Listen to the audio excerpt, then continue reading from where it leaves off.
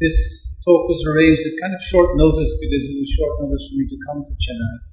So Nandit insisted I give a talk, and then insisted I give a typo, and then insisted I give an abstract. So now I'm looking at it only for the second time. But the head and the heart. It seems quite simple that we have a head and we have a heart, and that we wouldn't pull off our head because we didn't like it, or we wouldn't pull out our heart because we didn't like it, because that's irrelevant, because we need both. That seems like common sense. But if we look at scholarship as it's practiced today, we have a situation where there's a philosophy faculty, and in Oxford there's a theology and religion faculty that barely speak to each other. They have some communication, but when push comes to shove, philosophy is one thing, theology, religion is a different thing. Science is one thing, faith and belief is a different thing. There's a demarcation, very clear. In India, we don't have the same problem, simply because there isn't a theology and religion faculty. Religion isn't taught as a subject in the academic sphere. And that's a decision that was made at the beginning of the state in 1947.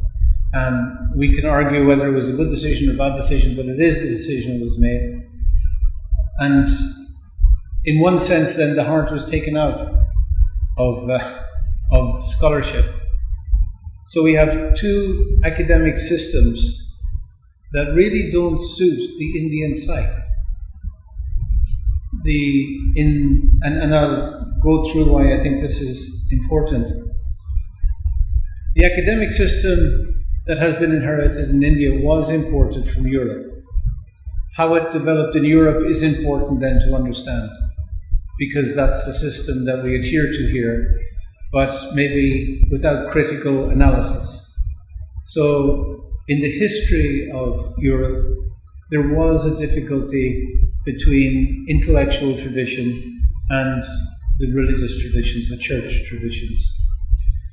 The difficulty was that at any point in time when someone is thinking and speculating and extrapolating and developing good ideas, some church person could come and say, "We don't need to do that because all the answers are in the book. You just have to have faith." And that's the end of the discussion. So the intellectuals were obviously very frustrated with this. So hence, the idea of philosophy and the idea of religion became a little separated. This is in the 1700s in Europe. But if we go back a few centuries, quite a few centuries, back to the 1200s, we see where the antecedents of this problem arises. In Christianity, there was no opposition intellectually until they encountered the Moors. Now, the Moors are the North African Moroccan Muslims who invaded Spain and conquered Spain for hundreds of years. So Spain was an Islamic country for many hundreds of years. I don't know, do you know the term in Spain when something wonderful happens and they shout, "Olé"? You've heard that? That's Allah. That's where it comes from. It comes from Moorish Spain. When something wonderful happens in North Africa and Islam, people go, "Allah, Allah, Allah." And it just... So Spain was very wedded. The Moors and the Muslims in general, during this period, from the period of about 800 till about 1100, they had found and preserved the works of Greek philosophy, something that didn't happen in Europe. Europe had lost them. But the Muslims translated them into Arabic, they studied them, they developed wonderful philosophies like Avicenna, and these philosophers met Christians and debated with them, and the Christians realized that they know more than we do. They know more than we do about our history and our intellectual history. So they had to catch up. So they had this encounter with Greek philosophy through the Muslims. Do you know in Oxford when someone gets a degree, they wear a black robe, right? And then every country in the world now wears a robe. Sometimes it's not black. I think in India it would be more colorful because there's more sunshine. But this black robe comes from Moorish Spain. This was the robe of the Muslim scholars.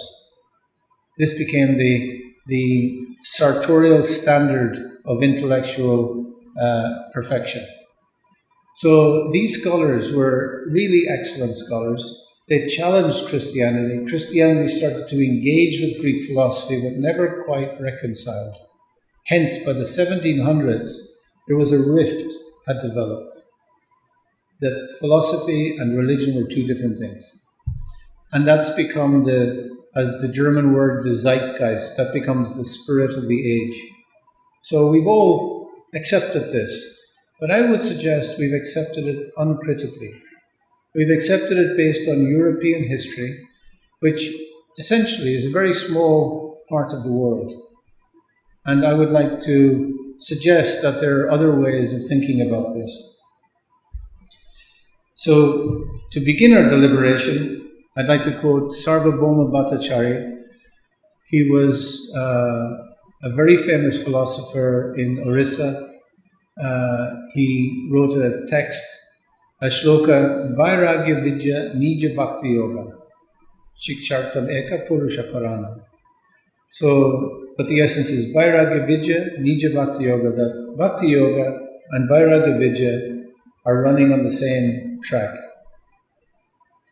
And this was the thinking of the time. You can't separate these two things.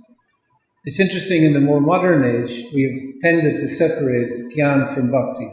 They're two different things because of the Western understanding. But I'm going back to the 1500s to see what's the traditional understanding.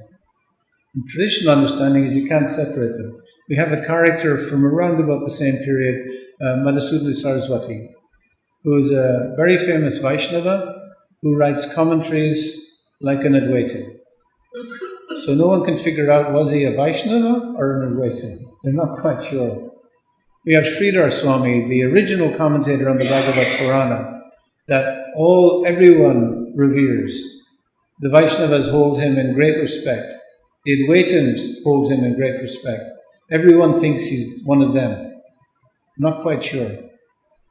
Where did these ambiguities lie? Sankaracharya, the famous Advaitin, the famous bit noir of Madhvacharya.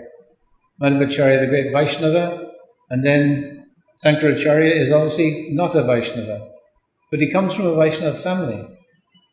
In his prayers, he writes more of Vishnu than Shiva. Whereas, as history developed, more Shaivites identify with him than Vaishnavas. So what was happening at that time? What was the thinking of that time? So I'd like to delve a little bit into, as I said, the Gita. We're going to use the Gita as the exemplar because it's a simple text, it's straightforward. Let's look at it. Now when I say simple, I'm being a bit facetious because I don't think it's at all a simple text.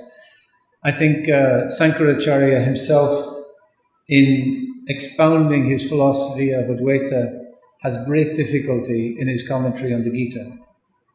He has great difficulty establishing that it's all one in this text. Yet at the same time, even though he has that difficulty, he establishes that an Acharya has to write a commentary on the Gita. So this is not a simple text, it's a very sophisticated text. So Krishna is teaching, he's counseling, he's negotiating, he's showing friendship. Arjuna, as we know, is on the battlefield. It's a chapter of the Mahabharata, it's just one section. There's a context to the Gita. So he's on the battlefield, he asks to see both sides. When he sees both sides, he realizes, if I win this, I lose. If I lose this, I lose. This is a terrible circumstance. Everyone I love is on this battlefield. If we fight, everyone I love will die. I can't do this. Now this is the thinking of a pious person. This sounds very dharmic. This is a good man. He's analyzing the situation, saying, this is just cruelty, it's violence, I don't like it. He's beginning to sound like Yudhishthira. Yudhishthira throughout the Gita is a peacenik. He's saying, don't fight, don't fight, don't fight. And now Arjuna's on the battlefield, and now he's saying, don't fight. But it's very inappropriate because he's on the battlefield. It's too late. The conchas have been blown. And so backing out now would be a terrible crime. Swamiji. Yeah. Welcome, Swamiji. Good to see you again. Please. He looks supremely comfortable wherever he sits. So he's on the battlefield. He has a nervous breakdown. He has a panic attack. It says how his hair loosens, he sweats, his bow Gandiva falls from his hand. It's a real panic attack. He's really in a difficulty. Krishna looks at him and says, what's wrong with you? He actually says to him, you're acting like a eunuch. You're a prince. You're a kshatriya. You're supposed to fight, but what are you? And he's speaking to him like a friend would. Just, hey, what's wrong with you? Get yourself together. Come on. And then Arjuna explains that he's actually, I'm having a breakdown. Please help me. And then Krishna's tone changes completely. It's very interesting just to watch the tone. And Krishna takes a step back. He says there's a little smile on his face, and he becomes much more sober in how he responds. Because Arjuna's asked for help, he's in real difficulty. Now he's given Krishna a platform by which he can help him. So Krishna says, Asochananda sochastvam pragyavaram chabhashase, says you're speaking learned words, but it's not really very learned, which essentially is calling him fool, which isn't the classic start to a counseling session. And then the next verse is the first verse of teaching of the Gita. Natu evaham jatuna samna twamnime janadipa nachaivana bhavishyava sodefayam takparam. Never was there a time when I did not exist, nor you, nor all these kings, nor in the future will any of us cease to be. This is basic Vedanta. So we understand this. He's saying, there was never a time when we didn't exist, nor will we cease to exist. We are eternal by nature. So what you see on the battlefield, the princess, the chariot drivers, all this, these identities aren't the significant thing. He's giving Arjuna a completely new perspective on the world. He says, this is how I want you to see now. But this verse is also very important because the first verse of teaching is Vedanta philosophy. It's not the only philosophy that Krishna expounds. He also expounds Sankhya philosophy. He also develops into bhakti. But the very first verse of teaching, and for the next 13 verses, he develops this philosophy. But this one verse, and this is where Sankaracharya and Ramanujacharya differ on this verse. This sets the whole tone for how you interpret the Gita after that. So Ramanujacharya and many others say, he's saying that never was there a time when I, aham, tvam, you. So he's individualizing. He's saying me, you, them, the kings. Never was there a time when we didn't exist individually. Of course, Sankaracharya says in the last line of his commentary, he doesn't mean individually. He just sticks it in. But it's very difficult to make that out from the text itself. So I'm going to side with Ramanujacharya, Madhvacharya, Vallabhacharya, etc., Baladeva Jabhushan, and I'm going to assume that the text is saying that everyone is an individual eternally. Let's all assume that as a thought experiment for the rest of this talk. So if that's the case, then we read the Gita, and Krishna is speaking to an individual Arjuna. And in this talk, because Arjuna is an individual, 7 times he says, Arjuna, this is my opinion. Now for some people that could be very frustrating. If this is the Bhagavad Gita, the Song of God, why does God come and not just give him the answer? Arjuna, this is what I want you to do it now. Chalo. Just get it done. I'm God, you're the boy, do it. But he doesn't do that. He treats Arjuna with great respect, individual respect. And he doesn't mention the fact that he's God. Arjuna is unaware of this fact. There's only 4 people in the Gita, in the Mahabharata, recognize who Krishna is. Most people don't know who he is. He just wanders around. Everyone thinks he's a wonderful chap. He's just a cool dude. But no one actually knows who he is. And Arjuna doesn't know who he is. He's his friend, of course. He trusts him so much that he turns to him and asks for help in this very difficult situation. But even though he doesn't know who he is, Krishna doesn't reveal himself until the end of the 6th chapter. And then in the middle 6 chapters, he discusses who he is. But in the first 6 chapters, he discusses who Arjuna is. So he's giving Arjuna respect as an individual. And then if we look at his teaching style, is very interesting. The first option he gives Arjuna is, if you don't fight, people will laugh at you. Arjuna doesn't even respond to that. That's just a stupid option. It's totally materialistic. And then he, throughout the Gita, gives him more and more and more options, more reasons why he should fight or not fight. And then he lets him know very clearly what he thinks is the best thing he should do. But at the end of the Gita, he says, now deliberate on this fully and do what you wish to do. The word he uses is ichcha, do as you desire. He's left Arjuna full freedom. Now there's 2 freedoms at the beginning and the end. The first is, if Krishna says that you and I are individual eternally, that means Arjuna is not beholden to Krishna in any spiritual way. We are beholden to God because of our body, our mind, etc., our house, our car, whatever material thing that has been created by God. But he's saying, you exist eternally, no beginning, no end. I did not create you. Krishna is not the creator God. This is a Christian concept. But it's interesting how we just automatically think of God as the creator. In Hindu theology, that's not an issue. It's not an issue for Arjuna. So Krishna is recognizing you are an individual eternally, and I give you your desire, your choice, because that's all we have. And if Krishna hadn't given him full freedom, if he hadn't said that first verse, that philosophy, that you have full freedom, I didn't create you, so you're not beholden to me. You don't have to worship with me.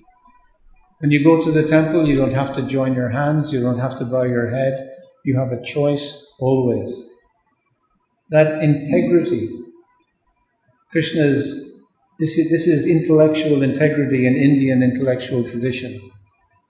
So he's established it from the very first verse, and in the very last, he says, now do what you wish to do. So there's no dogma here. He gives him full choice. Why? Because he wants Arjuna to have a relationship of love. And love requires absolute freedom to choose.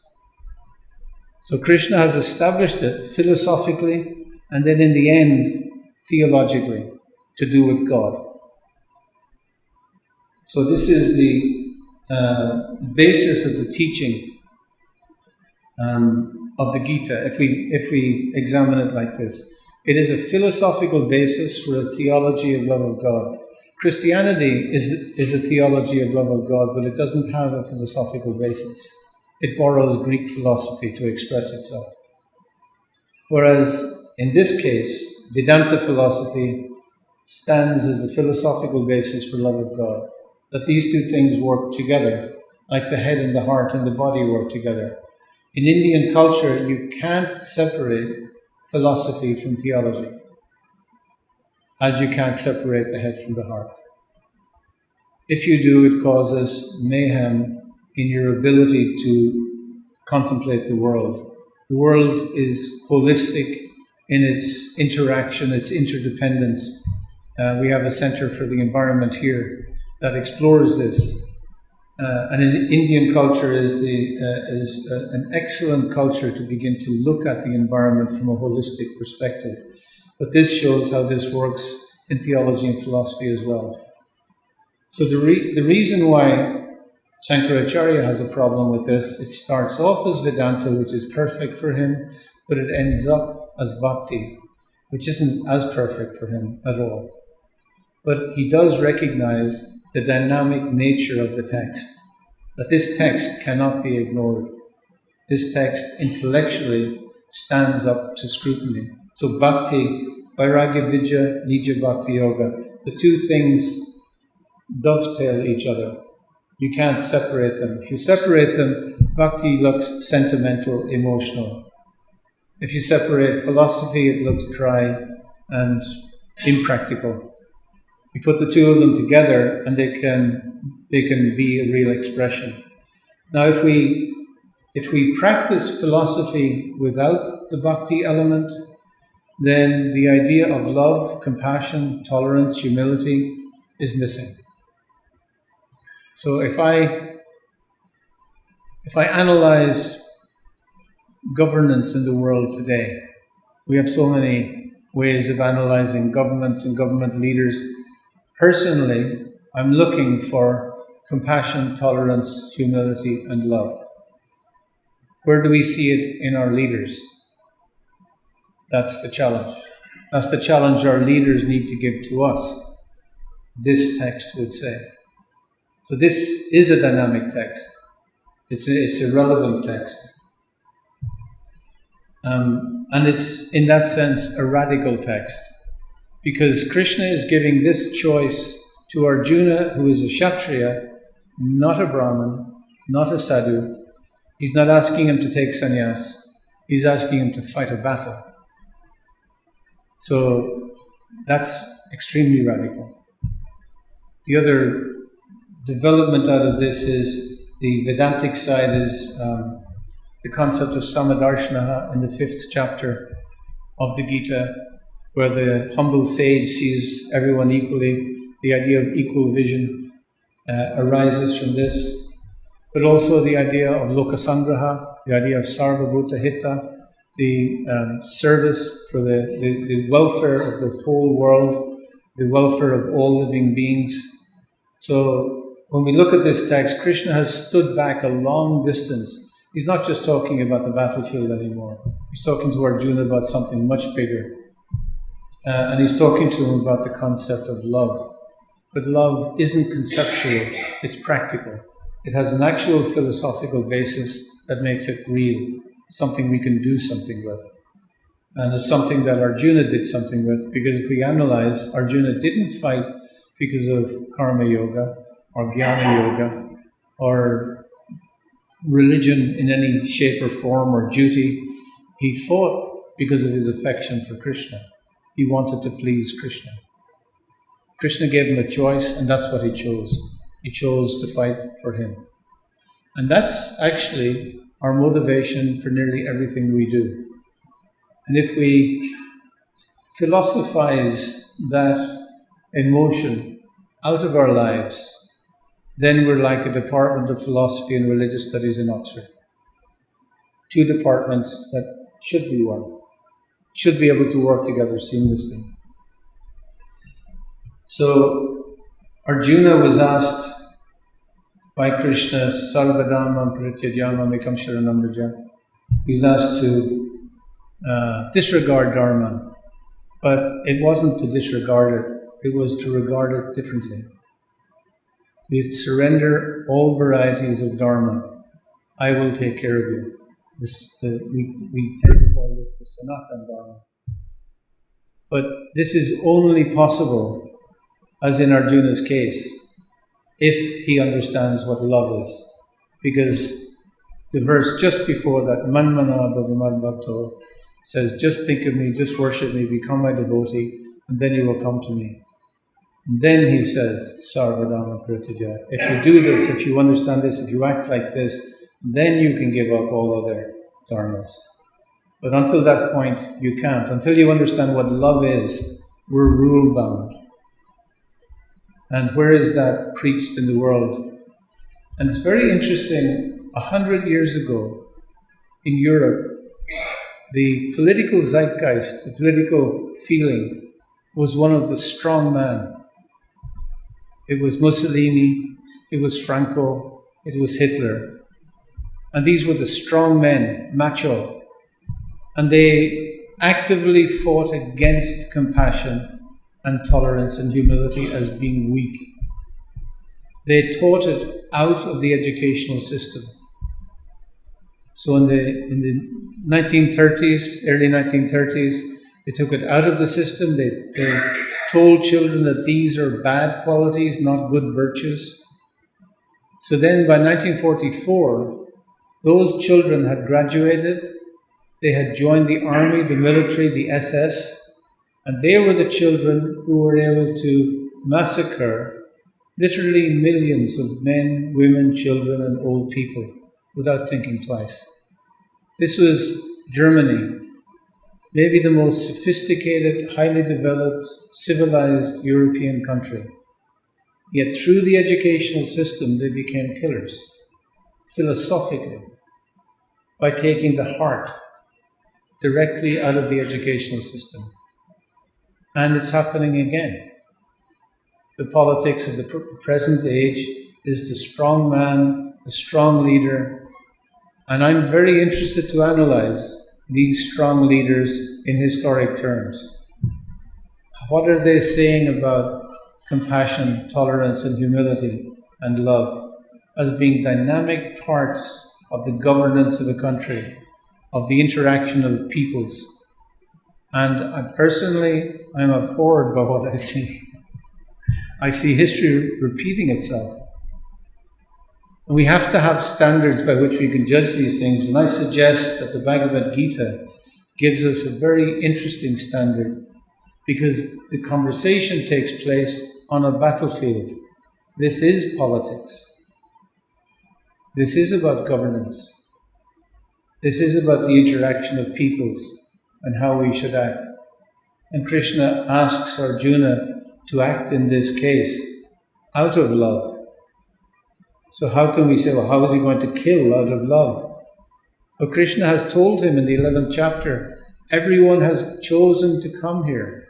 They have chosen to come and chosen to die. I only want you to be an instrument. This is their choice. Krishna himself personally went around the battlefield, went around in the Mahabharata earlier, and asked everyone, please don't fight.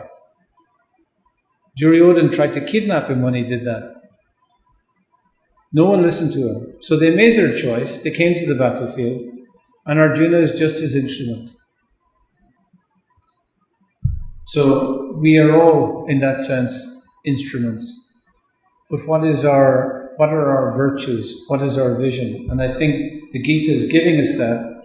But I would ask you to consider, there are many things in Indian culture that aren't as Indian as we might think.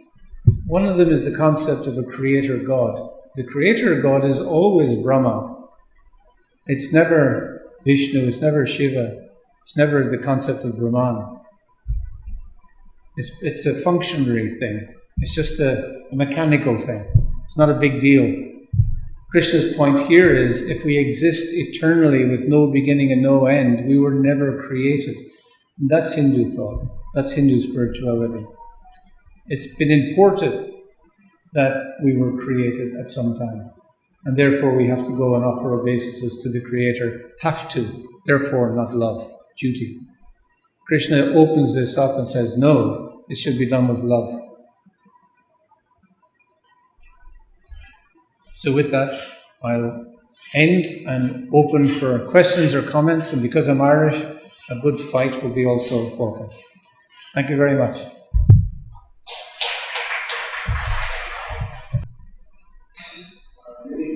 Sir, it said, I read in a book in Kerala, that which is not found in Mahabharata is not found elsewhere.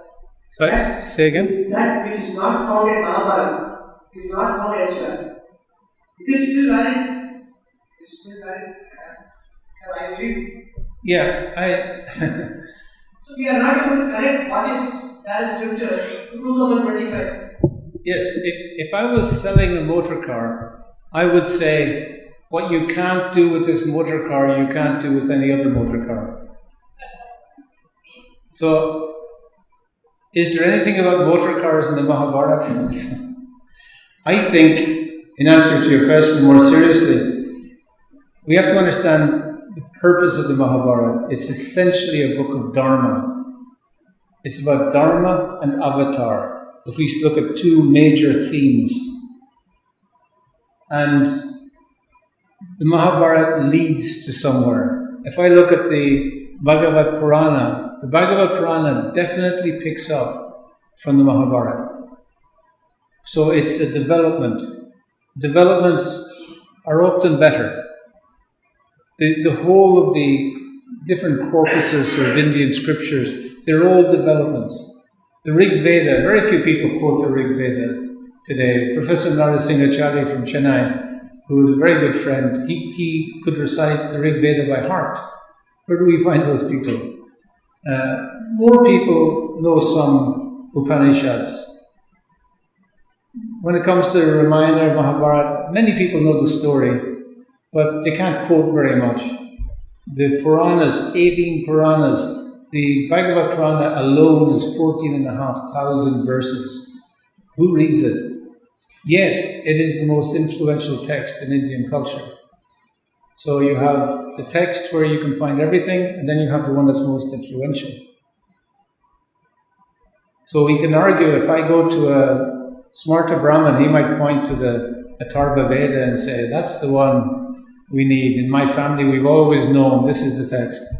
So I can say that if you want to understand Dharma, everything you need to know is there. I would say that. I don't know about everything. So Ramayana is also 4 Vedas. Veda. Say again? Ramayana. Ramayana, yeah. Ra stands for the Vedas, Ra stands for the Veda, Ma for Samaveda, Ya for the Veda, and Na for Atharva Veda. If you read Ramayana, is it like reading all the 4 Vedas? Well, we have to understand the purpose of the Ramayana. All these texts have a purpose. So there was a question asked at the beginning of Valmiki's Ramayana, and it was, who is the greatest leader, the most qualified man? So it's a text about leadership. That's what the purpose of the text is, to show us. And in that context, I think the Ramayana tells us everything we need. It gives us the example of a perfect leader, which none of us can follow. And particularly when it comes to the treatment of Sita at the end. None of us can, our hearts just melt. We can't do it. If it's a matter of civil rights or women's rights, we're outraged. But we forget the purpose. The purpose is to show us excellent leadership, and the leader will sacrifice everything for his people. Everything, including the wife that he obviously loves more than anything. The whole story is about him getting his wife back. He spends all his time thinking, getting her, and then in the end he gives her up like that because he is the perfect leader. Which of us is going to do that? Who's going to follow that? We can't even understand how it's possible. So it's showing us perfect leadership. That's what the text is about. It's also a brilliant text on the environment. One small story. Hanuman is asked to go and get the herb that will cure Lakshman. So he goes off. What does he do? He forgets the herb, so he takes the top of the mountain. They give the herb, they cure Lakshman, and then what happens? He goes back, and he puts it back. That's in the text. That's very interesting. Now, in most texts, in most Bollywood films, the hero is running through the street, someone's shooting a gun, 5 people on the side are killed. No one ever mentions them again. That's done. It's not part of the story. So it's such a small part of the story. What happens to the hill? Who cares? Done. Lakshman's cured, move on. Cut, next scene. But no, he goes and puts it back. environmental par excellence. Also, Ram comes as an avatar, not an incarnation. Incarnate means flesh, as a human person. He comes as an avatar, and he interacts with the world. How does he interact with the world? He gets born in a city full of people. He gets kicked out of the city. That's the very beginning. The rest of the story is practically without humans. He needs an army against a Rakshasa, who's also not a human. And he has monkeys, birds, bears, all kinds of fish. You okay? Fish, all kinds of animals. And they're the people he chooses as his army. And he accepts their service in love. So Ram is coming, saying very clearly that as an avatar, he's not speciesist. Humans are only a small part of the bigger picture. He's accepting service from all of nature. This is a very extraordinary example. God interacting with nature, practically to the exclusion of humans. And then when he comes back to Lanka, to Ayodhya, who are the first people that he meets? The Hiraj people, the gays and the transsexuals. Why? Because everyone followed him from Ayodhya, and they got to the river, and he said, "Stop, now I go by myself." And these people said, "No, we will wait until you come back." And they waited. So when Ram came and he saw them still there, his heart melted so much that he gave them the benediction that no one can hold a religious ceremony without your blessing. And we forget these stories in our discussion about gay people, transsexual people. Ram interacted with everybody, every form of humanity, every form of life. And that's very consistent with what we see and hear in the Bhagavad Gita, that we are all individuals eternally, every living being. So this non-species idea is very important in the modern context, because the Indian legal system is based on the European Enlightenment legal system that decided that the basis of legal discourse is human dignity. Hence we have human rights. This is the pinnacle of everything good. But from an Indian point of view, the Indian legal system could be based on the dignity of all life. Not just humans. It's not a speciesist thing. This would be the first legal system in the world that could even think like that. And environmentally, that's huge. Then, therefore, legally, you couldn't encroach on the property of elephants, of tigers, of crocodiles. Total game changer. This is all in the Ramayana. So, I'm just looking in the Ramayana now from things that are relevant in the modern context for you. But the book is about leadership. We can get so much else. From the Mahabharata is 120,000 verses. What can't you find in there? I mean, of course you think like that. And there's tons in there that we haven't explored. Yeah. So you mentioned that every soldier there got there by their own choice, right? And you said Krishna asked Arjuna to kill them, and you still call it love. I'm still trying to understand how that's because eventually all of them got killed. But you mentioned that they all got there by their own choice. You seem to justify that. Yeah, there's two ways of looking at it. One way is they've all come to fight and die. That's their choice. That's clear. It's got nothing to do with Krishna. Only that Krishna personally tried to persuade them to do otherwise. And they refused. So that's crystal clear. So Arjuna is just serving Krishna's desire. He's saying, you should fight. Because you're a good person. You're not going to be cruel on the battlefield. Because in fighting you can be cruel. You can just be mindlessly angry. But Arjuna is not going to be cruel. So he knows this will be done with Dharma. Dharma Yuddha. Another way of looking at it, that some commentators say, is that because Krishna was present on the battlefield, then everyone who died was immediately liberated because of his presence. So, again, that's love. So, none of us like to think of death generally at all. But death is the only certainty, as we know. So, even if we don't think about it, we have to endure it at some stage, and it never sounds right. So my wife passed away, and we'd been married for 28 years. Now, when I asked her to marry me, I didn't say to her, I will, be my wife, get down on my knee, give her a ring, be my wife for 28 years. Sounds reasonable.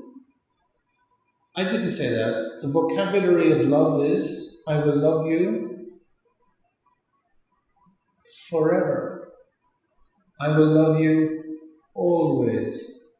We will never part. It's the language of eternity. But the fact is, she died. And the fact is, I will die. And the fact is, every couple, every husband, every wife will die. That's the actual fact. And I got a loan from the library of love of this wonderful person, that I could have that relationship for 28 years. And when I had to give the loan back, I'm resentful. Why? I had a wonderful loan, a beautiful gift. And everything has a time stamp. So, everyone on the battlefield had a time stamp. This was their time. Krishna's being absolutely practical. But he's saying that this is going to happen. Let it happen as lovingly, as peacefully, as humbly, as compassionately as possible. That's the best we could ever ask for in that context.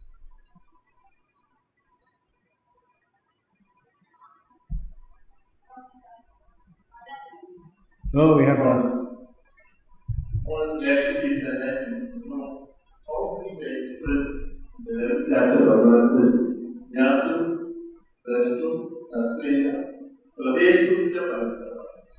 So, Praveshtu, how do you explain it? And when we say totally proceed with the Dharma, how do you interpret it? So, first, I'd like... chapter. Yeah. I'd like to ask you for your interpretation, because you're the elder, and I would only respond to you. I can't supersede you in this. I will say that when we start experiencing Drashta is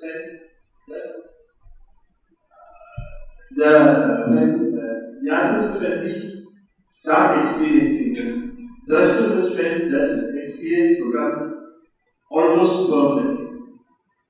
And Praveshtu is when I am not there, he is not there, and there is no beginning. Yes. So, I agree. but can be merged according to the Gaudiya tradition. No, in the Gaudiya meditation, it wouldn't be a merging. It would be a union. It would be a relationship that goes on. And in that relationship, like every relationship, it will grow. And in the spiritual context, it will grow in Ananda, in Satchit Ananda. And these are the constituent parts of love. So the oil of all that is love. The relationship becomes more ecstatic, more blissful. We reach happiness, then we've got happiness plus. No, it develops. It's like every relationship. And every loving relationship only leads to happiness. It leads to more knowledge, more understanding, more feeling. When you think about your beloved, your stomach feels a bit different, and a smile comes on your face. You don't even see it happening. This just goes on and on and on in the spiritual context, not the material context. So that would be the Gaudiya understanding. So we could say the Gaudiya understanding is Achintya Veda Veda. It's simultaneously merging but remaining separate. So the merging is of the heart. So the beloved and the beloved, they see the same, they feel the same. and get closer and closer and closer, and you can never get close enough. That's the idea. So it's not a merging in terms of merged. There's no cessation of identity. No cessation. No cessation. Thank you. Thank you very much. Thank you. Thank you. Very observant question. When you ask me what the future is, of course, I have no specific training in prophecy. But if we look into the past, we can see that, and you make a very good point, it's very easy to blame the West or anyone. In Ireland, the British dominated us for nearly 800 years. So India got off lightly. So I remember one time a friend of mine was saying she was with her mother and her aunts of a certain age. They were of the generation about the Irish independence. And they were at some function and someone went to the toilet and came back and says, "Oh, the toilets. Don't go to the toilet. It's not good." And then the mother said, just flippantly, said, "What do you expect? We were under English domination for 800 years. This was 75 years later."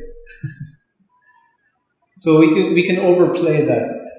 I think we're where we are now, and we look at history, and history has been dominated consistently by greed and anger and lust. And there are the three things that Krishna mentions in the Gita. These are the three enemies of every body and every society. And if the leaders of society, if that's what drives them, gets them up in the morning, with lust for power, greed for acquisition, anger when someone says something bad and all that kind of stuff. That's very bad for us, very bad for the planet, very bad for society. And the ordinary people are the people who have constantly suffered throughout history. Just changes of regime, and everyone else is just trying to get on with life. Most of us are just trying to get on with life. But some people are looking for power, and they'll fight for that power. And they'll do it in ruthless and cruel ways. And we think that's Machiavellian. Machiavelli, the 14th century, 15th century Italian, who came out with, as we know, the end justifies the means. We think that that's Machiavellian. But that's actually Duryodhan. Machiavelli was a Duryodhan. Duryodhana, before the Battle of Kurukshetra, he said, "I'm a Kshatriya, therefore I should get what I want by any means." So we can say that this Machiavellian thing is a European imposition on us, but actually I look into a much older text, and this is an Indian thing, because this is a universal thing. The problem is universal. It's not geographical, it's not nationalistic. It's about who we are as people. And you hit the nail on the head. It is about education, not only in the schools, but in the families also. So if children are looking at their parents being greedy and angry and lusty for power and position, that's exactly what they'll want to do. That's the essence of education, is in the family. Every educator knows that.